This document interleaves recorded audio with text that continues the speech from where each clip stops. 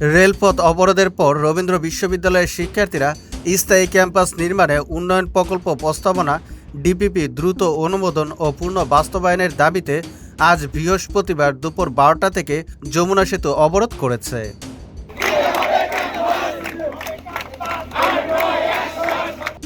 যমুনা সেতু পশ্চিম পাড় এলাকার সিরাজগঞ্জ মহাসড়ক অবরোধের ফলে যমুনা সেতুতে যান চলাচল বন্ধ থাকায় ঢাকা থেকে উত্তরবঙ্গগামী ও উত্তরবঙ্গ থেকে ঢাকাগামী যানবাহন চলাচল বন্ধ হয়ে রয়েছে। জানা গেছে, যমুনা সেতু দিয়ে প্রতিদিন উত্তরবঙ্গের 22টি জেলার 18,000 যানবাহন পারাপার হয়ে থাকে। তবে অবরোধের কারণে সড়কপথে বেলা বাড়ার সঙ্গে সঙ্গে ব্যাপক যানজট সৃষ্টি হয়েছে এবং যাত্রী ও চালকরা চরম ভোগান্তিতে পড়েছেন।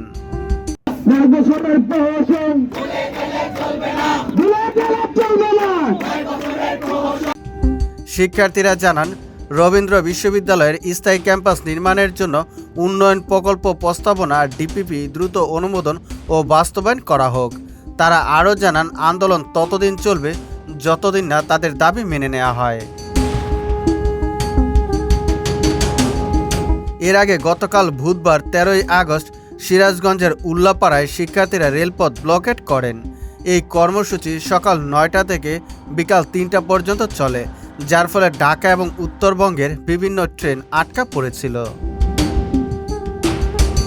সিরাজগঞ্জ থেকে মাসুম হোসেন অন্তুর পাঠানো তথ্যচিত্র ডেস্ক রিপোর্ট। সুজিত মণ্ডল, সবার কথা।